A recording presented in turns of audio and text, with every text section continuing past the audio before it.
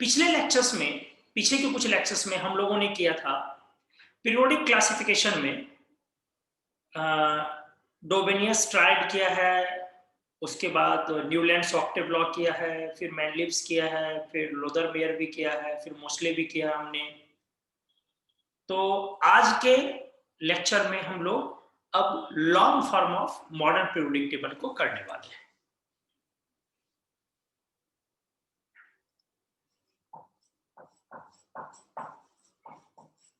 Long form of modern periodic table, इसको आप लोग बोलते हो बेटा बोर्स पीरियोडिक टेबल भी बोलते हो इसको। लोग इसको बोलते हैं Bohr's periodic table, Bohr's PT 1932। Moseley का जो मॉडर्न पीरियोडिक टेबल था वो 1915 अपन लिखते थे, 1915 लिखते थे। लास्ट लेक्चर में हमने आपको बहुत अच्छे से एक्सप्लेन किया था और उसकी वीडियो भी आपके ऐप पर अपडेट कर दी गई थी, डाल दी गई है, आप लोगों ने उसको देखा भी होगा दोबारा से। हेनरी जीजे मोस्ले पहले साइंटिस्ट थे जिन्होंने एटॉमिक नंबर के अगेंस्ट में पीरियोडिक टेबल को ड्रॉ किया था। उनका पीरियोडिक लॉ भी यही था कि एलिमेंट्स के फिजिकल और केमिकल प्रॉपर्टीज एटॉमिक नंबर पर डिपेंड करते हैं। दैट्स व्हाई he tried या he efforted to arrange the elements in periodic table in their increasing order of atomic numbers।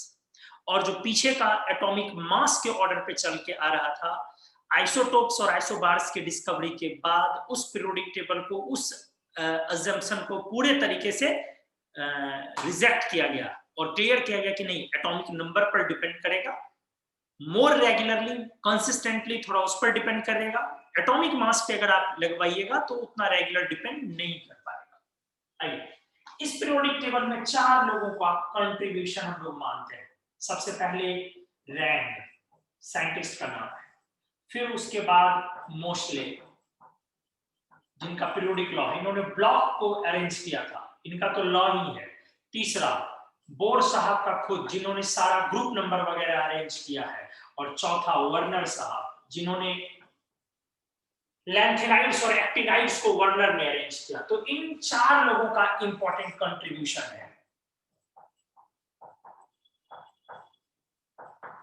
इस पीरियोडिक टेबल में। बट चारों लोगों के कॉन्सेप्ट को, चारों लोगों के असम्पशन को, चारों लोगों के थियरीज को, सिद्धांत को बोर ने कलेक्ट किया है और एक साथ लगाया है, इसलिए बोर्स पीटी के नाम से जाना जाता है। इस पीरियोडिक टेबल में अपन 18 ग्रुप्स बोलते हैं, 18 ग्रुप्स एंड 7 पीरियड्स। 18 ग्रुप और 7 पीरियड हम लोग लेते हैं। अच्छे से देखेंगे, आईयूपीएसी सिस्टम भी इसको बोला जाता है, आईयूपीएसी सिस्टम। इसमें हाइड्रोजन को समझना जरूरी है, हाइड्रोजन का पोजीशन लिख दे रहे हैं अच्छे से।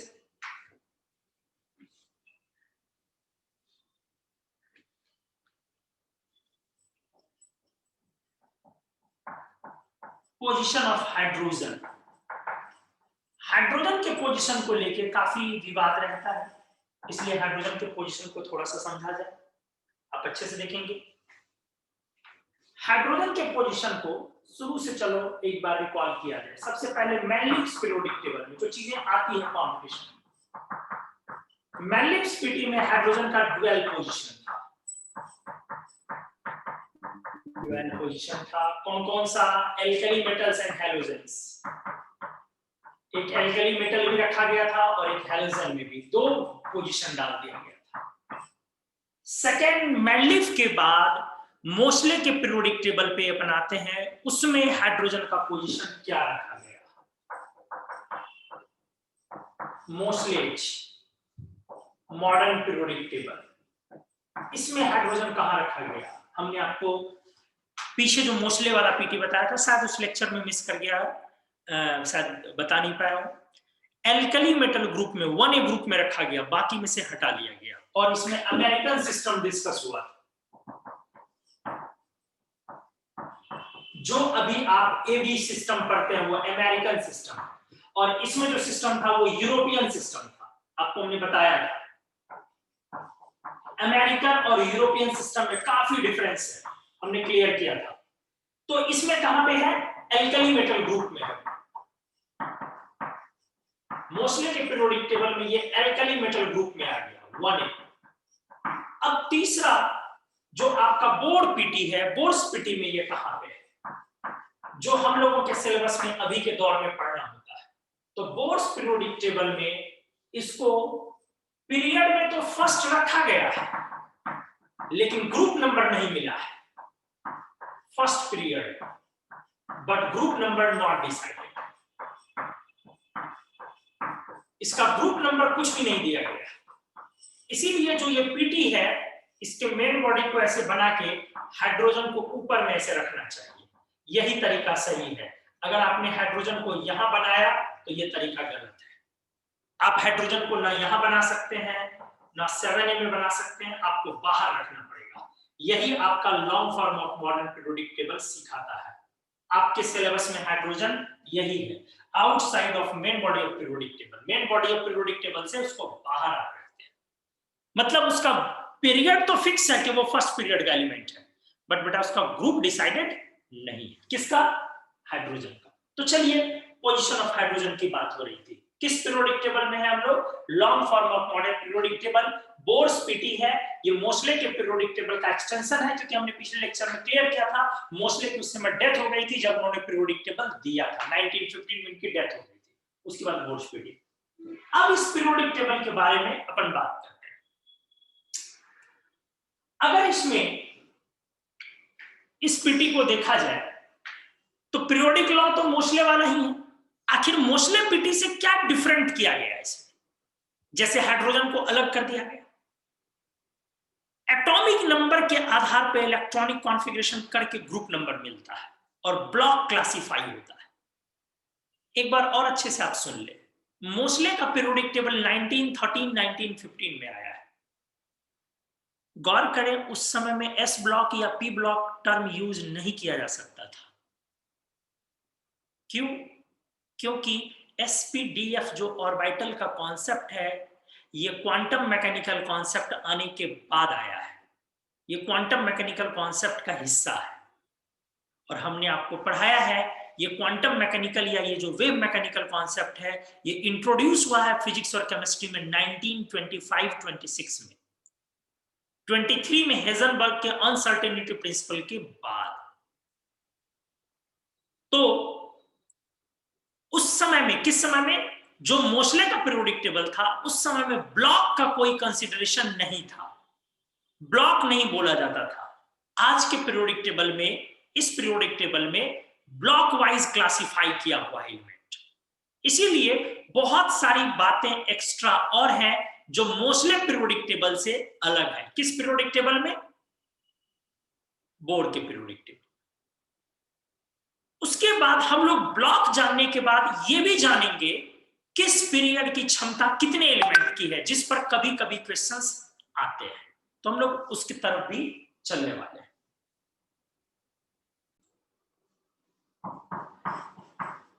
Classify the elements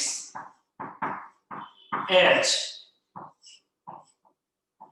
solid, liquid and gases। इस पीरियोडिक टेबल में एलिमेंट को सॉलिड, लिक्विड और गैस के रूप में क्लासिफाई किया गया है। Metals, non metals and metal wides. इस पीरियोडिक टेबल में एलिमेंट को metals, non metals and metal wides के रूप में भी क्लासिफाई किया गया है।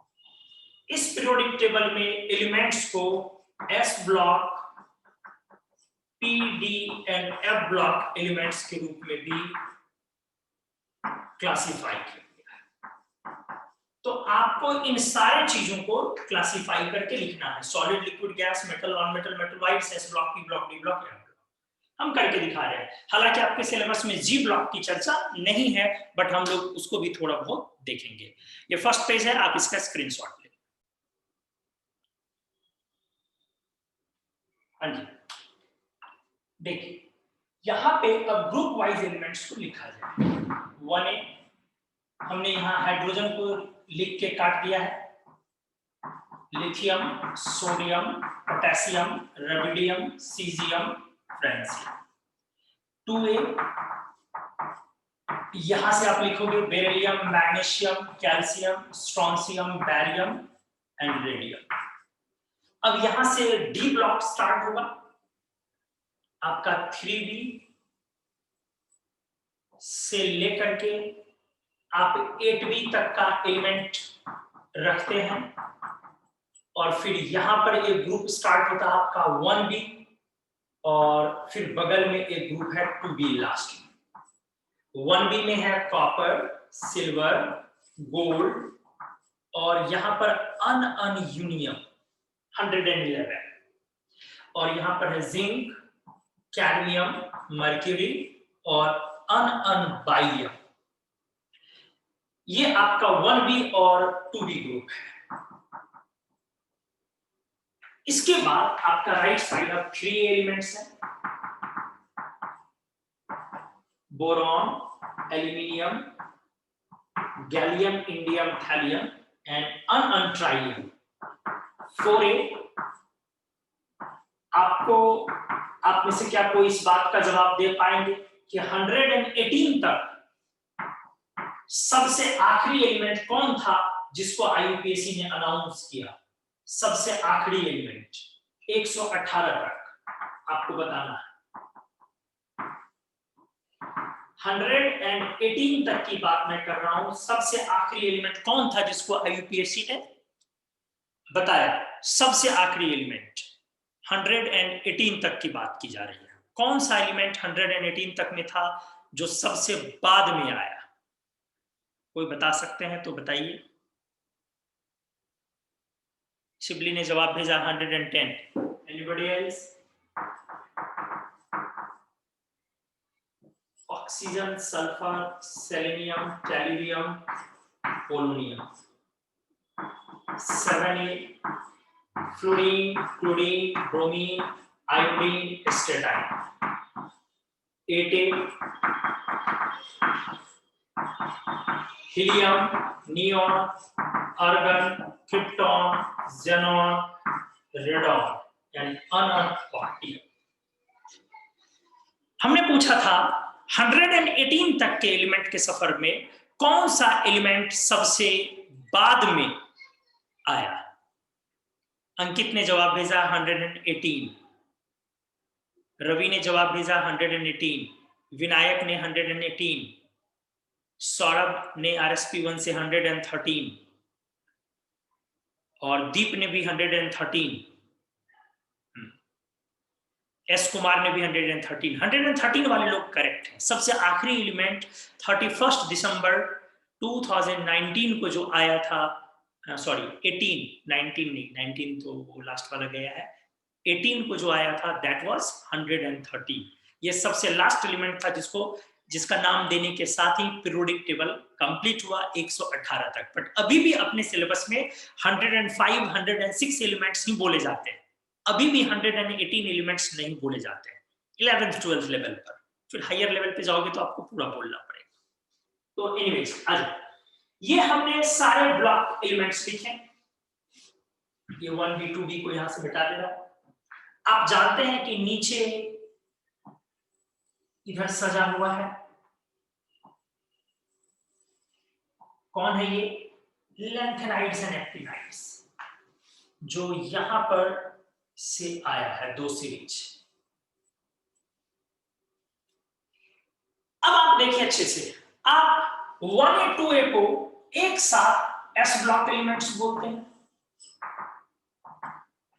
आप 1A 2A को एक साथ S ब्लॉक एलिमेंट्स बोलते हैं, आप 3A to 8A एक साथ 3A to 8A आप एक साथ इनको P ब्लॉक एलिमेंट्स बोलते हैं, आप इस वाले को D ब्लॉक एलिमेंट्स बोलते हैं, ये जो B वाला सब ग्रुप है, और ये जो लास्ट में है इसको आप F ब्लॉक एलिमेंट्स बोलते हो, जो नीचे है। तो 4 ब्लॉक हम लोगों के पीरियोडिक टेबल में डिफाइन होता है। S block extremely left, P block extremely right, main body में बीच में D ब्लॉक और पीरियोडिक टेबल के निचले हिस्से में बाहर के हिस्से में एफ ब्लॉक। नेक्स्ट पॉइंट है क्लासिफिकेशन। हम लोगों ने लिखा है कि long form of modern periodic table में एलिमेंट्स को 3 तरीके से क्लासिफाई किया गया है। पहला तरीका हमने लिखा है मेटल, नॉन मेटल और मेटल वाइड्स, फिर लिखा है solid, liquid and gas, and फिर लिखा है S block, P block, D block, F block. तो ब्लॉक क्लासिफाई कर लिया।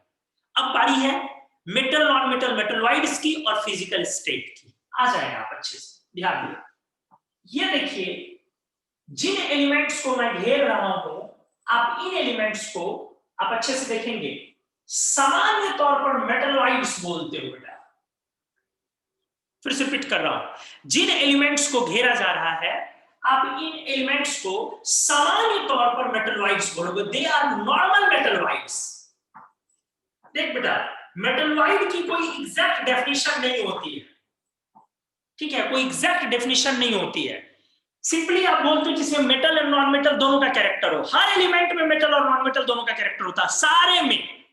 किसी में 95% मेटल का कैरेक्टर है तो 5% नॉन मेटल का कैरेक्टर, किसी में 60% मेटल का कैरेक्टर है तो 40% नॉन मेटल का है, किसी में 40% मेटल है तो 60% नॉन मेटल है, और किसी में 90% नॉन मेटल का कैरेक्टर है तो 10% मेटल का कैरेक्टर है।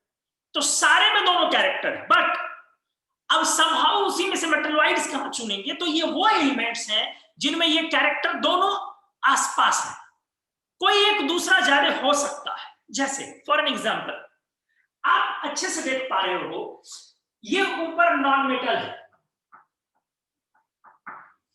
नीचे ये मेटलॉइड है, ये भी नीचे मेटलॉइड है।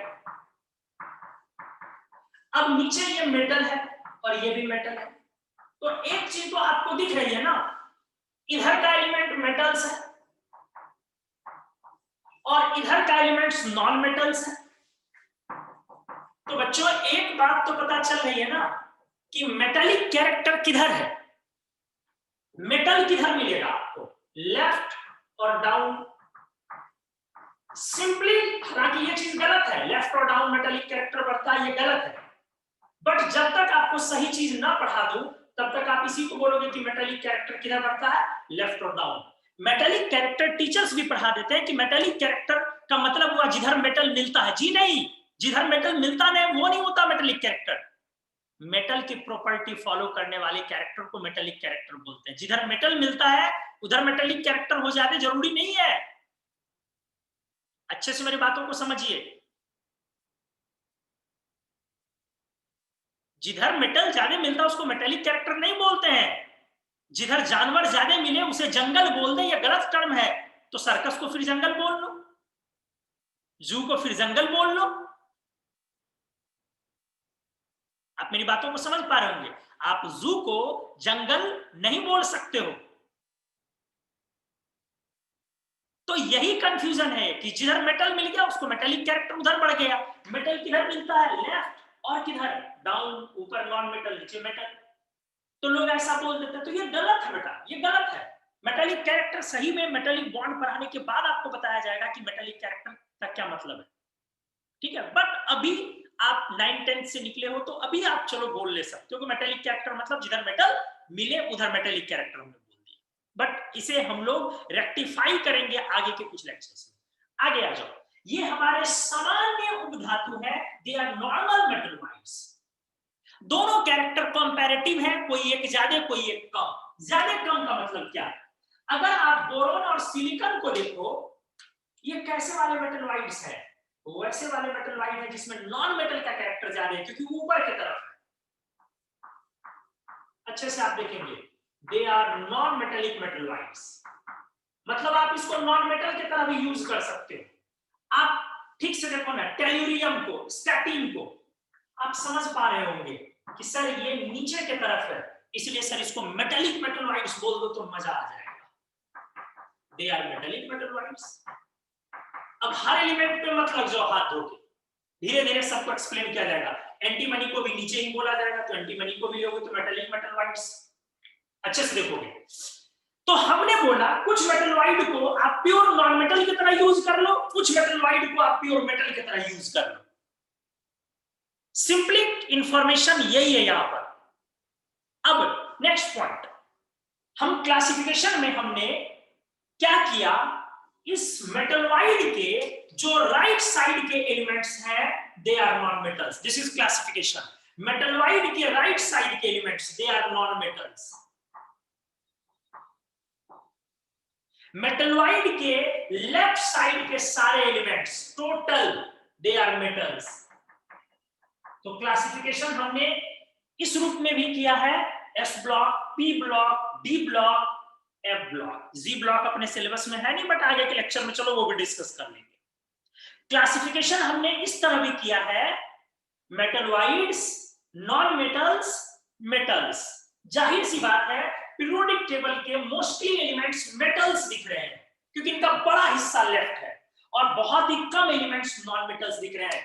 भूलना नहीं है दोस्तों, हाइड्रोजन एक गैसियस एलिमेंट है जिसको पीरियोडिक टेबल में, long form of modern periodic table में पीटी के मेन बॉडी के बाहर रखा गया है। तो क्लासिफिकेशन में हमने मेटल, नॉन मेटल, मेटलॉइड भी किया है। अब सॉलिड, लिक्विड, गैस की भी बारी है, कर रहे हैं। उससे पहले एक बार इन सारे एलिमेंट्स में रेडियो एक्टिव एलिमेंट्स को ढूंढा जाए।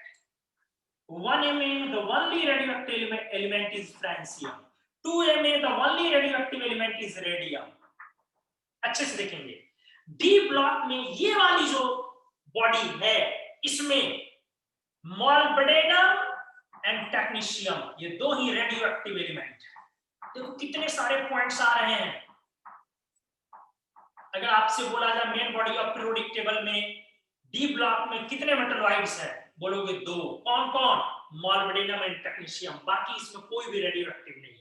ये सिंबल रेडियो एक्टिव एलिमेंट का है क्योंकि रेडियो एक्टिव एलिमेंट खुद ब खुद डिकम्पोज होते हैं, दो बड़े एलिमेंट छोटे एलिमेंट में कन्वर्ट हो जाते हैं न्यूक्लियर डीके के थ्रू, न्यूक्लियर चेंजेस के थ्रू, न्यूक्लियर नाभिकीय घटना के थ्रू, न्यूक्लियर इवेंट्स के थ्रू वो दूसरे एलिमेंट में कन्वर्ट होते हैं। उनका हाफ लाइफ डीके डिफाइन होता है, हाफ लाइफ पीरियड डिफाइन होता है। तो चलो अभी उस पर फिलहाल हम लोग बात नहीं करते हैं। जैसे आप ऐसा नहीं है सिर्फ हैवी एलिमेंट ही होते हैं, लाइट एलिमेंट भी कन्वर्ट होते हैं। जैसे हमने आपको पढ़ाया है, हमने आपको बताया है, हाइड्रोजन का भी होता है। हाइड्रोजन काफी स्टेबल है, उसका कोई हाफ लाइफ पीरियड डिफाइंड नहीं है। ड्यूटेरियम भी नॉन रेडियो एक्टिव, उसका भी कोई हाफ लाइफ पीरियड डिफाइंड नहीं है। बट हमने पढ़ाया है ट्रिटियम रेडियो एक्टिव है, अनस्टेबल है, और उसका हाफ लाइफ पीरियड डिफाइन है 12.32 इयर्स। और क्वाड्रियम तो और ज्यादा है, अनस्टेबल, उसका हाफ लाइफ पीरियड तो सेकंड में है। कितना? 1 सेकंड नहीं, 1/10⁻21 सेकंड, इतना उसका हाफ लाइफ पीरियड। मतलब सोचो कितना अनस्टेबल है। फिर वो उतने टाइम के बाद हीलियम में कन्वर्ट होता है, उस हाफ लाइफ पीरियड को कंप्लीट करने के बाद वो हीलियम में कन्वर्ट होता है। तो anyways, francium radio active element बोलने का मतलब ही होता है अनस्टेबल एलिमेंट। हम लोगों के सिलेबस में 11th एंड 12th में बेटा रेडियो एक्टिव एलिमेंट की केमिस्ट्री लगभग नहीं के बराबर पढ़नी है। इनकी केमिस्ट्री काफी कॉम्प्लिकेटेड होती है, और शॉकिंग ये है कि कितनी कॉम्प्लिकेटेड होती होंगी कि ग्रेजुएशन के स्टूडेंट भी रेडियो एक्टिव एलिमेंट्स की केमिस्ट्री नहीं पढ़ते हैं। मास्टर वाले लोग रेडियो एक्टिव एलिमेंट्स की केमिस्ट्री कुछ कुछ पढ़ते हैं। तो सोचिए रेडियो एक्टिव एलिमेंट की केमिस्ट्री में जल्दी ना घुसे, साइज ना कंपेयर करें, आयनाइजेशन एनर्जी जल्दी कंपेयर ना करें, एफिनिटी कंपेयर ना करें, उनके रिएक्शंस लिखने के लिए उतावले ना हो, क्योंकि वो अनस्टेबल एलिमेंट्स हैं, उनके सिलेबस आपके कोर्सेज में नहीं है। एनीवेज, आइए, तो 1Ma the only radioactive element is francium, 2Ma the only radioactive element is radium, D block main body में मॉल्बेडिनम एंड टेक्नीशियम। आ जाओ ठीक से। अब 3A ग्रुप से आ जाओ, इधर रेडियोएक्टिव एलिमेंट यहां पे है पोलोनियम, ये रेडियोएक्टिव एलिमेंट के लिए हमने दिया है। Astatine is also a radioactive element, radon is also a radioactive element, and ununoctium is also a radioactive element. ये रेडियोएक्टिव एलिमेंट है, ये भी हमने चलो रेडियोएक्टिव एलिमेंट मार्क कर दिया। अब बारी है, हाँ, इसमें आप जानते हो 58 to 71 है, आप इसको लैंथेनोइड्स बोलते हो। आप जानते हो कि ये 3B ग्रुप है, आप जानते हो कि ये 6th पीरियड है, हमने बच्चों आपको बहुत अच्छे से पढ़ाया है। आप जानते हो ये 90 थोरियम 203 लॉरेंसियम है, आप इसको एक्टिनोइड्स बोलते हो। ये भी 3B ग्रुप है, बट ये 7th पीरियड है। इंफॉर्मेशन ये है आपके लिए, none of them is radioactive, none of them is radioactive, none of them is radioactive, इनमें से कोई भी रेडियोएक्टिव नहीं है, और ये सारे नेचुरल भी हैं एक को छोड़ के, नेचुरल है एक को छोड़ के। एक बार आप लोगों से पूछना चाहूंगा, क्योंकि हमने पढ़ाया है इस चीज को, कि इनमें से कौन वो एलिमेंट है जो मैन मेड है।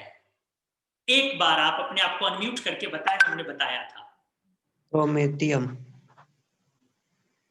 गुड आदित्य, प्रोमीडियम जवाब दिया उन्होंने। और कोई बताए? PM sir. Good Ankit. Promethium sir. Promethium, सभी लोग प्रोमीडियम ही जवाब दे रहे हैं। काजल ने भी प्रोमीडियम, अभिषेक ने भी प्रोमीडियम, चलो सभी लोगों ने प्रोमीडियम जवाब दिया।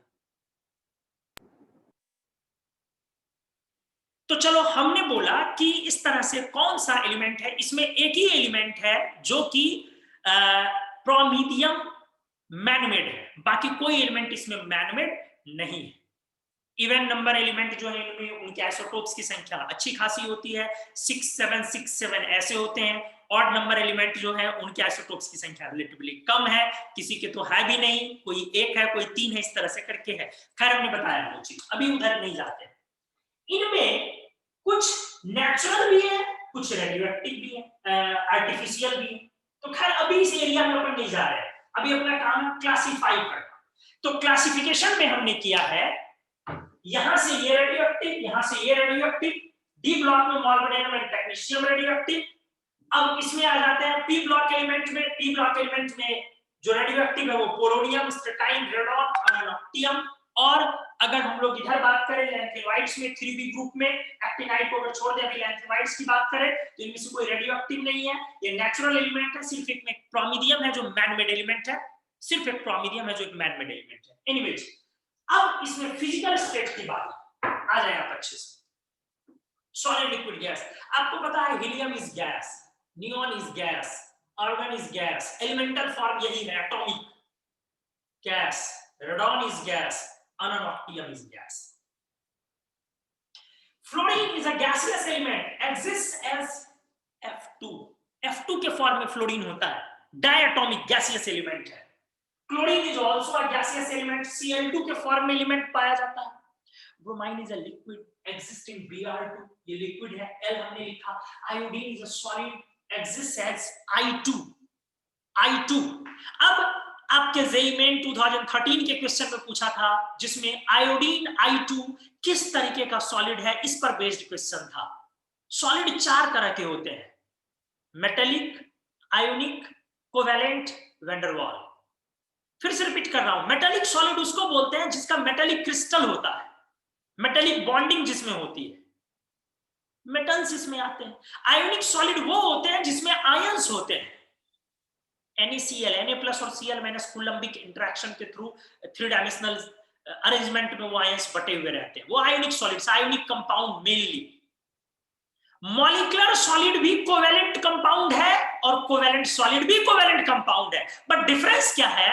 मॉलिक्यूलर सॉलिड वैसा कोवेलेंट कंपाउंड है जिसमें मॉलिक्यूल के बीच वैन डर वाल फोर्सेज हो या सेकेंडरी बॉन्डिंग फोर्सेज हो, बट कोवेलेंट सॉलिड वो वाला सॉलिड है जिसमें कोवेलेंट बॉन्ड तो है बट कहीं भी वैन डर वाल फोर्स या सेकेंडरी बॉन्डिंग फोर्सेस नहीं है, हाइड्रोजन बॉन्ड्स वगैरह नहीं है। कोवेलेंट बॉन्ड ही चेन में इनफिनाइट लेंथ तक फैल गया है। फिर से मैं रिपीट कर रहा हूं, आपको मेटेलिक सॉलिड पहचानने में जल्दी गलती नहीं होगी। Sodium is a metallic solid, iron is a metallic solid, steel is a metallic solid, even any alloy, any kind of alloy which is solid, they are metallic solid। तो alloy भी metallic solid है, अगर वो solid है तो आपको metallic solid पहचानने में प्रॉब्लम, आयनिक सॉलिड में भी जल्दी प्रॉब्लम नहीं होगी। जो आयनिक कंपाउंड्स में है, आयंस के फॉर्म में रहते हैं, NaCl, CaF2 वगैरह वगैरह, Al2O3, MgO, ये सब ZnS। आपको प्रॉब्लम होगी कोवेलेंट सॉलिड और मॉलिक्यूलर सॉलिड को डिस्टिंग्विश करने में। तो हमने क्या बोला, कोवेलेंट सॉलिड में भी कोवेलेंट बॉन्ड है और मॉलिक्यूलर सॉलिड में भी कोवेलेंट बॉन्ड है, लेकिन दोनों में डिफरेंस क्या है? मॉलिक्यूलर सॉलिड में मॉलिक्यूल ढेर सारे मॉलिक्यूल्स के बीच वैन डर वाल फोर्सेज या हाइड्रोजन बॉन्ड्स वगैरह होगा, जैसे बर्फ, आइस। आइस में क्या होता है, ढेर सारे H2O के बीच H बॉन्ड होते हैं, H2O कोवेलेंट है और H बॉन्ड है, इसलिए वो मॉलिक्यूलर सॉलिड हुआ। जैसे आप फिर से इमेजिन करो फास्फोरस, व्हाइट फास्फोरस P4, तो P4 में क्या हिसाब किताब है, P4 के अणुओं के बीच वैन डर वाल फोर्सेस होते हैं, तो that one is also a molecular solid. अब हमने क्या बोला, कोवेलेंट सॉलिड किसे बोलते हैं, जो कोवेलेंट बॉन्ड है बट बेटा कहीं भी वैन डर वाल फोर्स या H बॉन्ड्स वगैरह नहीं है, कोवेलेंट बॉन्ड्स ही बॉन्ड्स है चारों तरफ, जैसे डायमंड चारों तरफ कोवेलेंट बॉन्ड है, ग्रेफाइट फैला हुआ कोवेलेंट बॉन्ड इनफिनाइट लेंथ तक, ब्लैक फास्फोरस इनफिनाइट लेंथ तक, व्हाइट नहीं रेड फास्फोरस इनफिनाइट लेंथ तक। डायमंड एंड ग्रेफाइट दोनों कोवेलेंट है और सॉलिड भी कोवेलेंट है। बकमिंस्टर फ्लोरीन का C60, Buckminster fluorine C60 covalent है, बट C60 मतलब 60 कार्बन एटम का एक यूनिट है, इसलिए वो मॉलिक्यूलर सॉलिड होगा। Mind it. क्या आपको समझ में आया मॉलिक्यूलर सॉलिड और कोवेलेंट सॉलिड के बीच डिफरेंस? यस और no? Yes, Yes, sir. sir. Yes, sir. Yes, sir. Yes, sir. Yes, sir. Yes, sir. Yes, sir. Yes, तो अब मेरे को जल्दी से आप बताएं, sir. अब मेरे को जल्दी से बताएं आयोडीन कैसा सॉलिड हुआ, मॉलिक्यूलर या कोवेलेंट?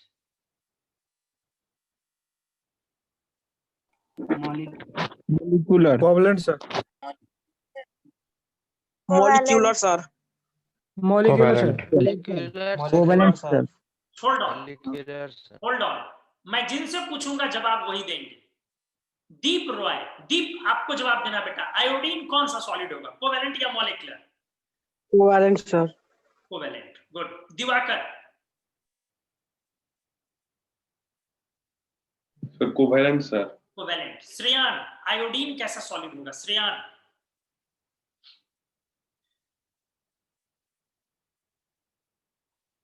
एब्सेंट है शायद। Anis? Anis? Covalent, sir. Covalent. Hiba?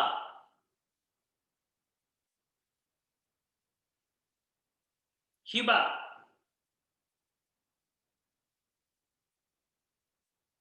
Hiba? Sunny, Kesari Sunny?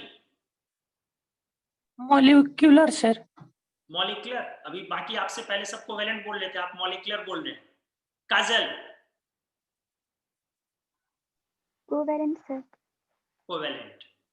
कशिश? Manjusha? Covalent covalent. Sir. Isha? तो molecular. Molecular. Muskan? Muskan? Covalent sir. Covalent. Abhiyanshu? Abhiyanshu? Julie? Covalent. Covalent. Preeti?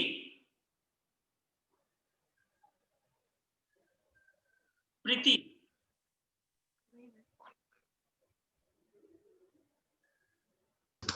Pradeep? Pradeep? Covalent, sir. Covalent. Vinayak? Sir molecular. Molecular. Shravan?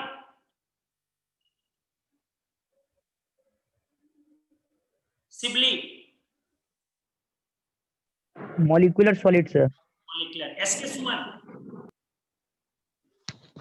Molecular solid, sir. Good. Correct answer is molecular solid. आपको nature समझना पड़ेगा।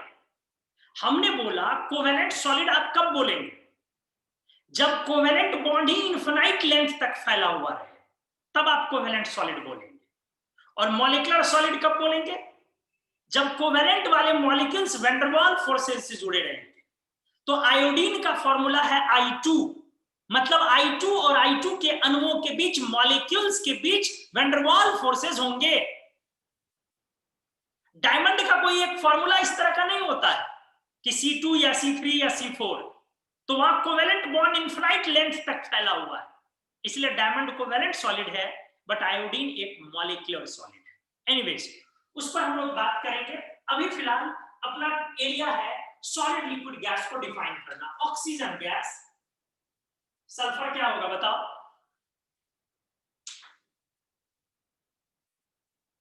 Sulphur क्या होगा बताओ? Solid. Molecule. Molecular solid. Molecular Molecular, sir. Molecular Solution. Very good, बहुत बढ़िया। पहली बात तो सल्फर गैस नहीं होता, सल्फर सॉलिड है। S8 या S6 से S20 तक इसका फॉर्मूला होता है। मोस्टली S8 मॉलिक्यूल्स होते हैं रूम टेम्परेचर पर, बट S6 से लेकर S20 तक इसका फॉर्मूला होता है। ठीक है। दूसरी बात, सल्फर में जो S8 है वो S8 के मॉलिक्यूल्स के बीच वैन डर वाल्स फोर्सेस हो गए, इसलिए एक बार फिर से ये मॉलिक्यूलर सॉलिड हो गया। Nitrogen is gas known as N2, phosphorus is solid, phosphorus नहीं कुछ बोलते हैं तो P4 होता है, और P4 हुआ तो फिर मॉलिक्यूल्स के बीच वैन डर वाल्स फोर्स हो गए, तो ये भी मॉलिक्यूलर सॉलिड हुआ। कार्बन, ग्रेफाइट, डायमंड, ये सब आपका, या कोक, Covalent solid. ये सब कोवेलेंट हुआ, बट इसका जो फुलरेंस होगा वो मॉलिक्यूलर सॉलिड। तो इधर बोरॉन, इधर तो सब सॉलिड है, टोटल सॉलिड है। तो आपने क्या देखा, पीरियोडिक टेबल के हमने क्लासिफाई किया सॉलिड लिक्विड गैस के फॉर्म में। सॉलिड लिक्विड कहां पे है? एक ब्रोमाइन है लिक्विड, और एक लिक्विड और है मर्क्यूरी। आपने 9-10 से ही सुना होगा। दो ही एलिमेंट है पीरियोडिक टेबल में जो लिक्विड फॉर्म में है।